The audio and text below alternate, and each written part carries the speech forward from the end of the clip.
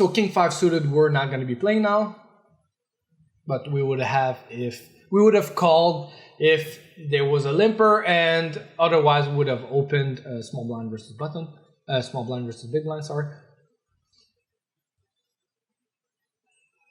So game seems pretty good. We see a lot of like recreational.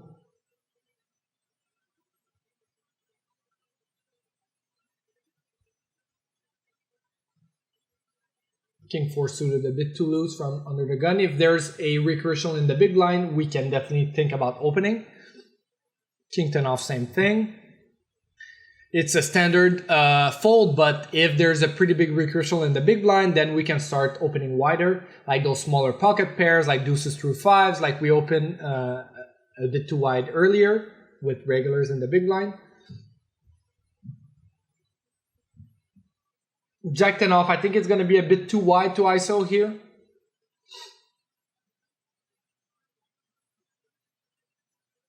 Like, we're going to get to the flop three-way, and I mean, it's just like we have a terrible hand.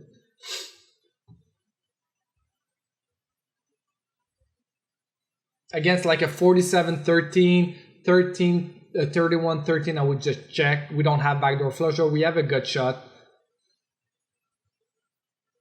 We're going to have better stuff to actually call. I don't expect a whole lot of fold equity here. There's a multiple, like, there's a gazillion gut shots on that board. So, like, it's not like we can just make them fold. Here I would tend to just try to realize my equity and just check back. I don't want to be facing a check raise. They're both very loose and passive. But again, it's a very good turn card for them. Like, they're going to have hands like 6-8, 9-8, King 8, 5-7.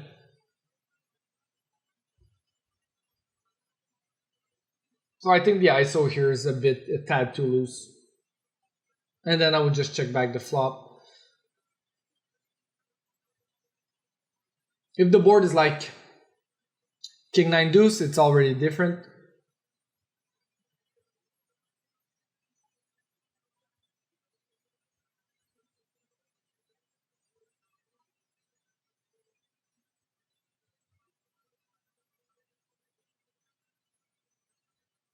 Queen 9 off, it's going to be a hand that we can 3-bet at a decent frequency. Like, I'm not sure how being really deep in packs, I guess we would still do it, but at a like lower frequency than we would at 100 bigs.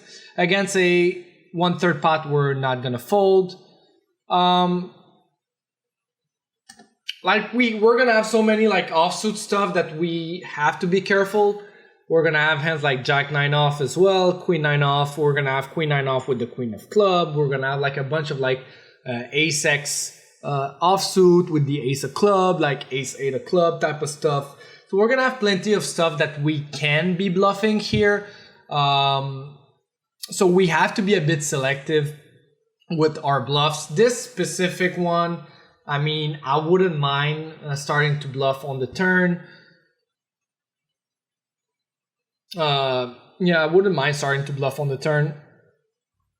But yeah, I mean, checking is also fine. Both options are like my only problem is that we have to be careful, because if we're always betting our one club combo, we're gonna be like doing it like pretty often.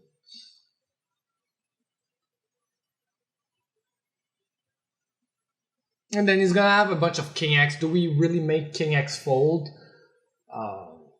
I'm not sure. We'll probably end up barreling here, to be honest. But we have low time bank. Like, he would have a pretty nice bluff catcher there. I think he played his hand fine. Kind of sucks that we cannot like have better time bank. Like with Zoom, we can just quit the table, but you cannot here.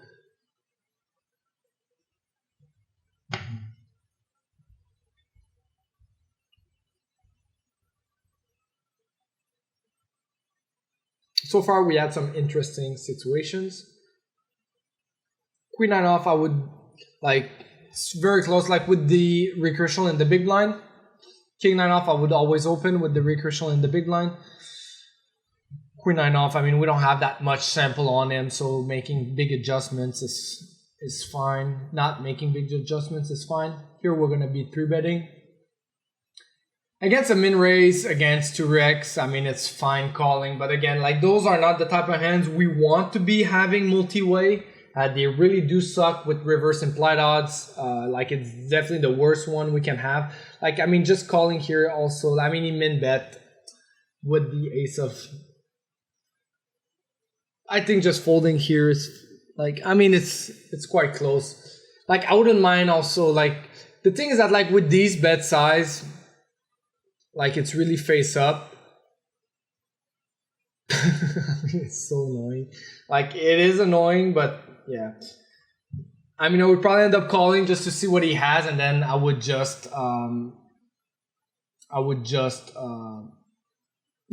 take a note. So he actually barrels king high with the min bet for three streets. Well done by him. Like, in these, like, the bluff catchers, we have to be like, once he bets small like this, we have to be, they're usually with a very face up hand. So, like, what we want to do is kind of fold our, like, bluff catchers a bit and try to put pressure on that type of sizing as well. Especially in spots where they don't have a lot of bluffs. I mean, in this spot he can have, but, like, I mean, it's like, it's not like he also, like, just bombed away. He just went with, like, a min bet on 3 streets with the king high.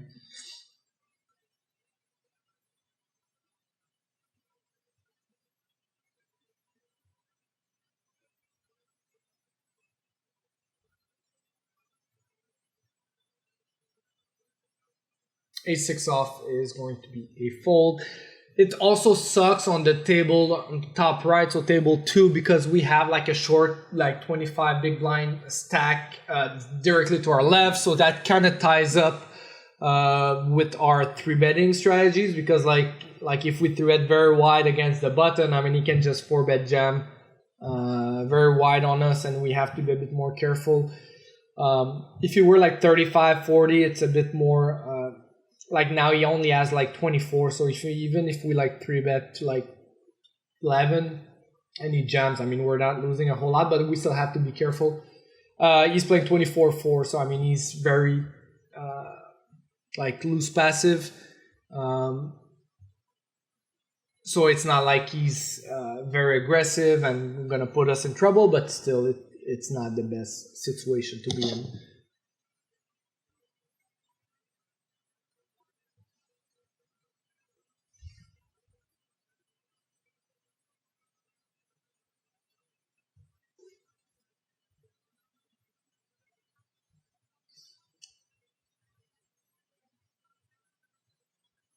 So let's fast forward to see if we pick up some action. So A7 suited we're going to be playing.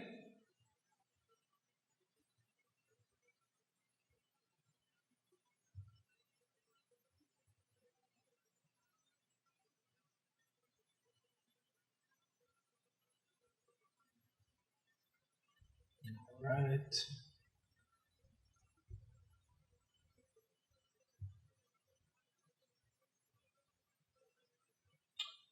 So let's go back here.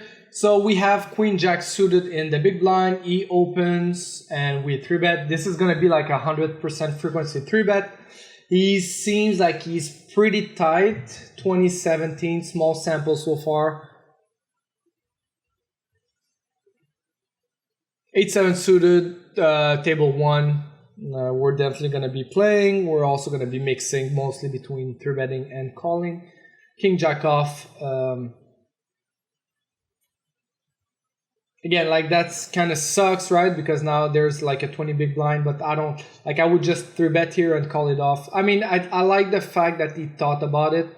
I think King Jack off will have like decent equity against his range. Like, he's going to be jamming like a bunch of pocket pairs type of stuff.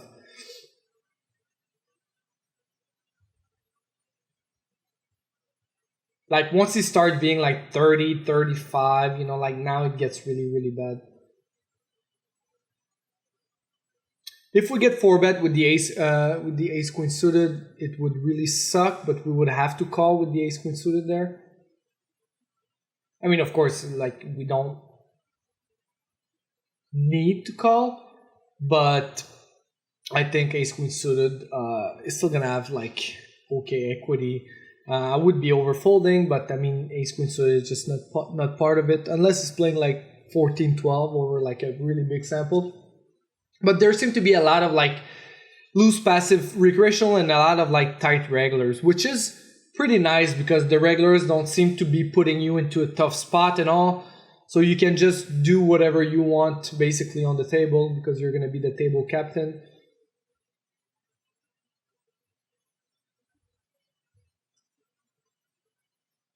And like you have a bunch of like 2018, 2016, 2017, 2316. I mean, it's like those are not the, I mean, those are not the type of like weaker players you're going to make a lot of money from. So you still need, like if you're saying like, oh, I'm playing against like a 27, 23, 16. I mean, those are not the type of players you're going to make a lot of money from. So you need some like decent, like those like 58, 12, that's fine. 31, 11, that's fine. Queen 6, just too loose to be completing here. Pocket 3s we're going to be defending. Not now, obviously.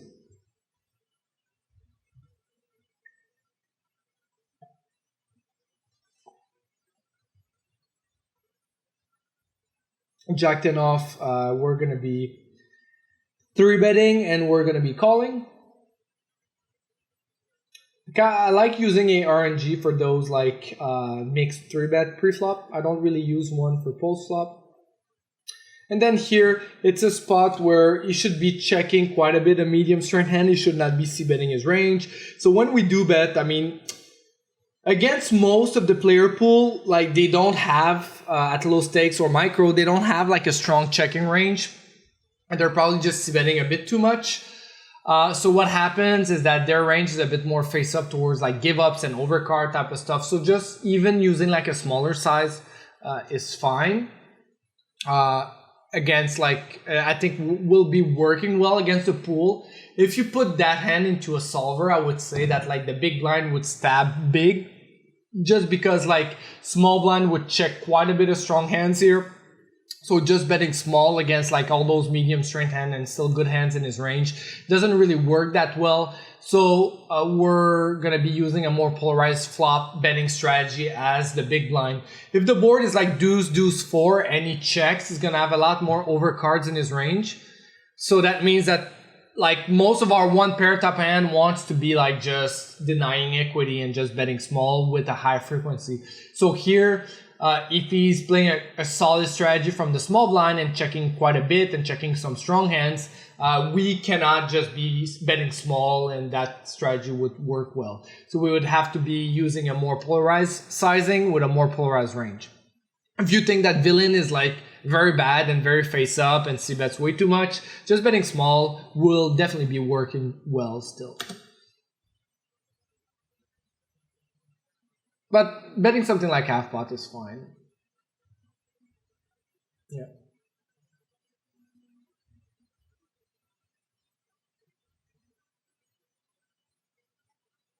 And he quickly folded. That's good.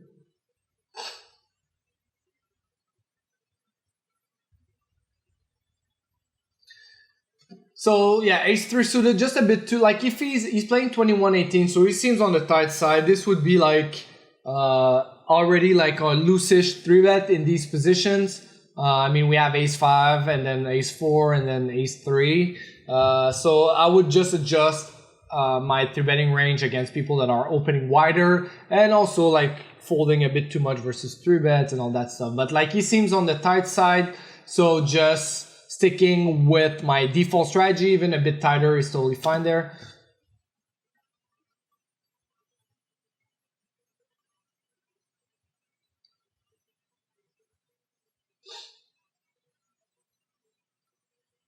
So the table seems to be breaking on table 1. Also one guy left. Who's the recreational on table 1? Make sure that you keep that, you keep looking into that. because it's important in high rake environment, especially on regular tables and stuff like that. So here, bottom right at table 4, we opened and got two called. We got two calls. Sorry.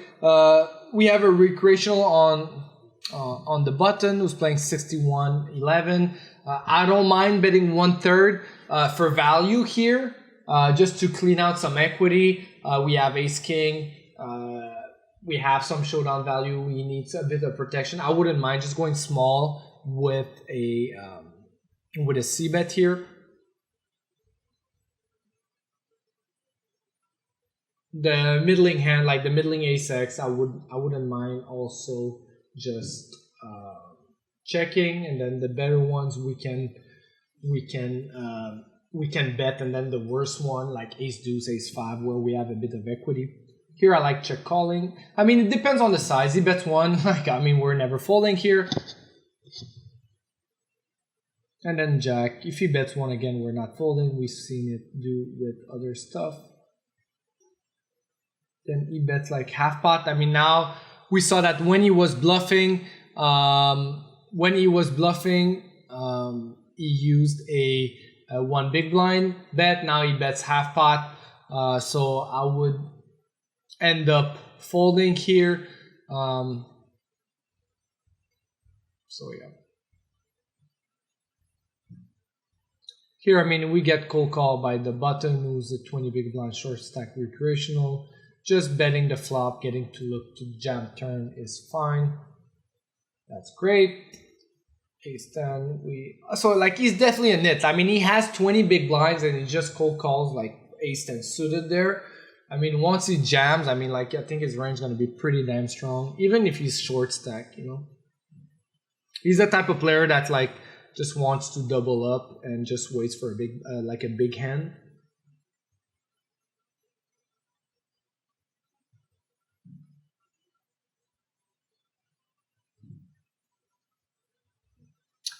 Jack 9, so we ISO'd. I mean, again, like these are not the type of guys to actually fold quite a bit.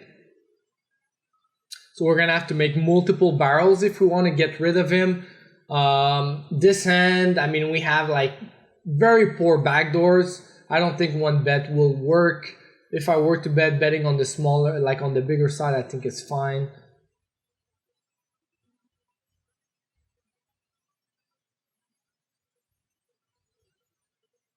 We're gonna have better hands to actually bluff there. I don't think just range betting also is gonna be a thing against this guy.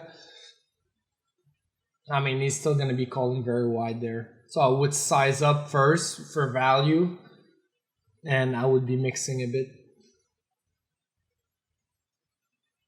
And also he's playing 63-12, so like I would be like ISOing his limps like with really big sizes. He seems like he wants to be playing fine. Just go 5x, 6x, 7x. Like if he calls 5x, go 6x next time, that type of stuff. So like now he opens, like this short stack guy opens 4 bigs. Like it's definitely worrisome.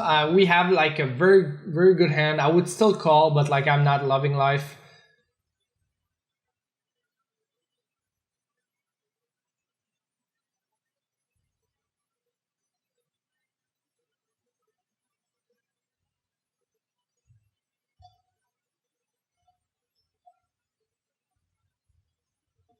So we're getting to the end of the footage. So E 2x pot jams, thank you very much, but we're not calling.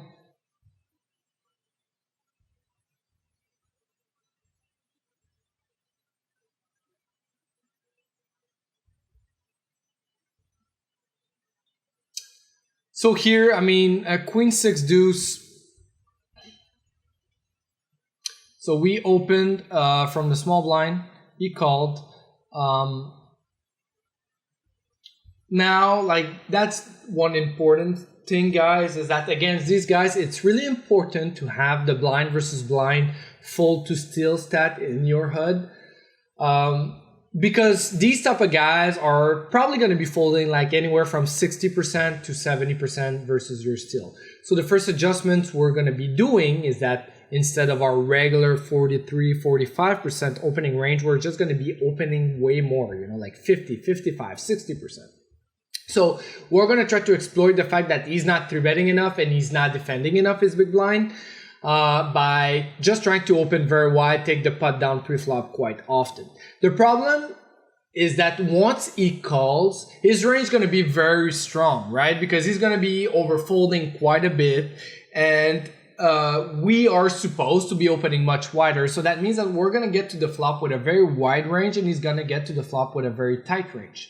So that means that if we just start c-betting way too much on way too many textures, we're just taking part of the EV we gained from him overfolding pre-flop, and we're basically giving it back to him. So one of the adjustments we have to do against those tight players that defend their big blind, especially blind versus blind, is that once they call, we have to be a lot more careful with our c-betting strategy and just have to give up more often. So I don't mind the check fold here, given the fact that he's going to be a bit like a lot tighter and all that, but just try to keep that in mind, guys. Like if you open very wide and he just defends very tight, just c-betting way too much is going to just like not going to work effectively.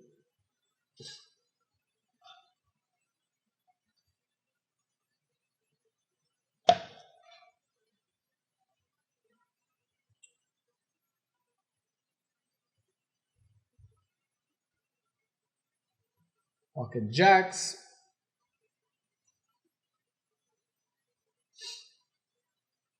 Nice. So he opens. So like the first thing we want to see, right? Like he's playing 30-12 over 200 hands. Like he's loose passive. So like he doesn't raise a whole lot. So when he does raise, he does have a strong hand. Now, having said that, pocket jacks is definitely going to be a 3-bet here. Like we're always going to be 3-betting. Like we're never calling. But we have to keep that in mind. Like if we do face a 4-bet, depending on the size, like if he goes with like a 28 big blinds 3-bet, like these guys do sometimes, like it's just going to be a fold. It sucks, but it is. So he calls, which is the best case scenario. On ace 5-3,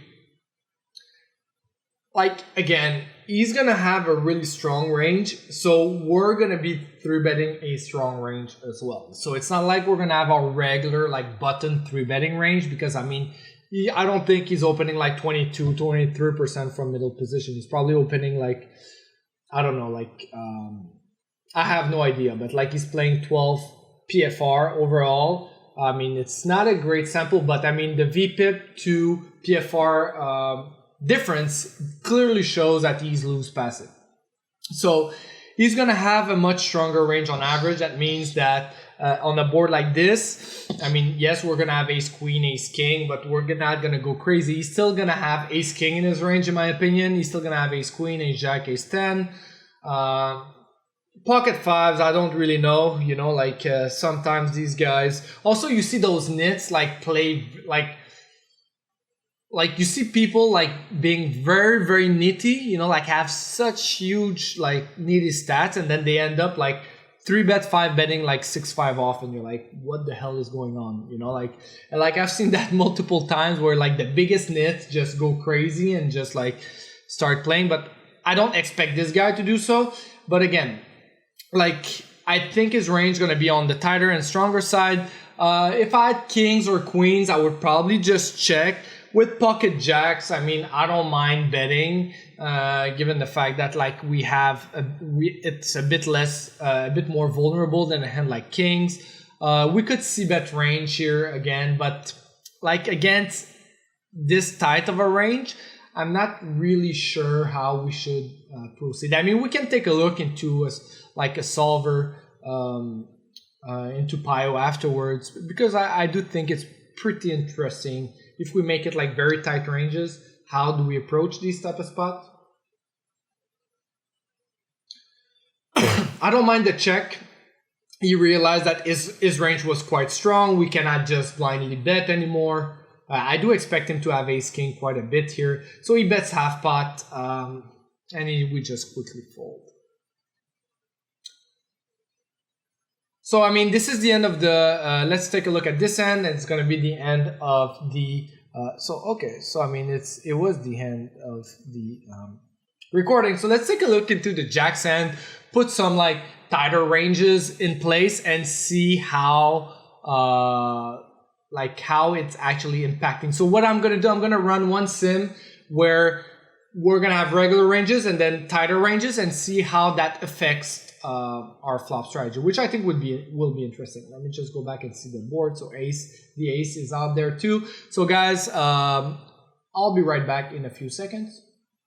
All right, guys, we're back. So basically, I ran two sims, one with a more regular ranges for both in position and out of position, and then one with a bit tighter ranges. And I mean, the conclusion is not that. I mean, the end is not that conclusive. It's pretty similar if you want to put it this way. So like the first sim, I gave a 11% three betting range button versus a middle position. So it looks something like this. We can argue like something might be slightly different, but it's very similar to the pre-flop Bible. And then for out of position, I gave him like discounted frequency of smaller pairs. Mostly middling pairs and then some suited broadways. The other ones would get a mixed between 4 bets and call. And yeah, we see that like on the flop here, it's actually using a mixed strategy with betting around 63% with the small size. And then on the other sim that I ran, let me just go to this one. Is it this one? So it's this one. As far as the three betting range, or I mean, that's the calling range, I gave him a bit tighter range where like a bit same thing as pocket pairs. I gave him a bit more queens, some ace king off, ace queen off, which I think that those guys will call at certain amount. And then also a bit more like suited broadways, just because of the fact that he's not going to be four betting them. And then yeah, a bit less suited connectors I think as well, a bit more jacks, and yeah. And then as far as our three betting range, I gave about an 8%. It might be a little bit too wide too, but yeah, I mean, it doesn't really impact the flop strategy all that much because we're still c-betting about 46, so it's about a 20% decrease. But in my mind, I definitely thought that it would have a more significant impact. Maybe if like we removed, let's say we removed like this, like the ace and suited, those suited connectors type of stuff, and we just three bet like nines, and ace jack suited plus maybe. But like I guess like those ends would, like if we remove that, we would probably just see bet a bit more because our range going to be a bit stronger. But yeah, so like all in all, I don't think that was really conclusive, but I like the fact that he actually checked, because that means that he's playing a mixed strategy, plus the fact that we're playing against a recreational and he's loose passive and all that. So we're going to be able to realize a bit more of our equity. So even if we check a bit too much with hands like that, I don't think that villain will just start stabbing crazy and just try to take us off our like middling pocket pairs type of stuff. I would just play very straightforward versus him and that type of stuff, and I think that was played pretty well. As far as how Pablo played, I think he played pretty solidly. The games he played were very good. All in all, I think it was a solid session. So if you guys have any questions about this specific live play, hit me up in the forum. I'll be more than happy to go over those questions. So all in all, I'm going to wish you guys luck and see you next time.